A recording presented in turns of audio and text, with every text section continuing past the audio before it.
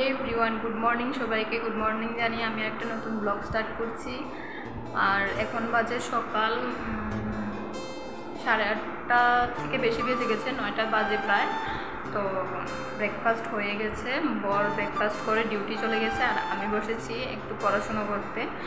এই যে তোমাদের সাথে একটু শেয়ার করছি। সকালবেলা বসেই আছি, এখনও কোনো কাজ স্টার্ট করিনি, করবো ধীরে ধীরে।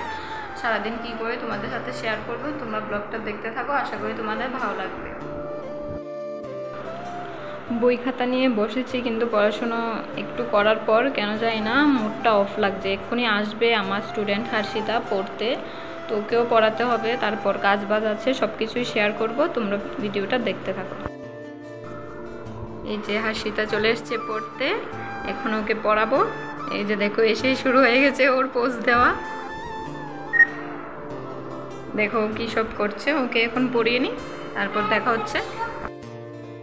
ওকে হ্যান্ডরাইটিং দেওয়ার পর ও এখন লিখছে, এই যে ABCD লিখছে। খুব গুড গার্ল, সব কথা শোনে আমার, লিখছে মন দিয়ে।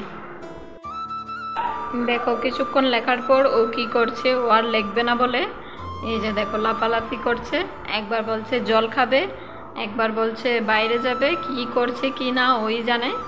এই যে দেখতে পাচ্ছ ওর কাণ্ড। এখন আবার ক্যামেরা অন করতে ও আবার লিখছে।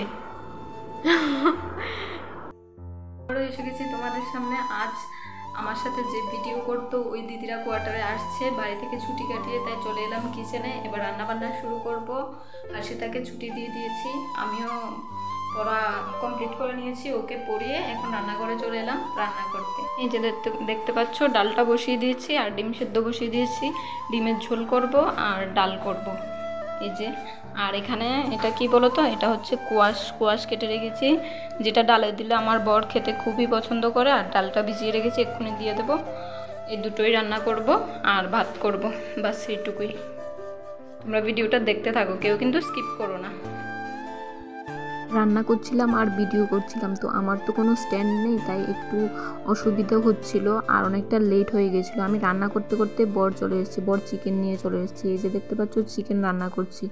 চিকেনটাও রান্না করতে করতে লেট হয়ে গেছে, একেবারে রাতের খাবারটা দিয়েছিলাম দিদিকে ডিনার, আর ওপরের দিদি দুপুরের লাঞ্চ দিয়ে দিয়েছিল ওই দিদিকে।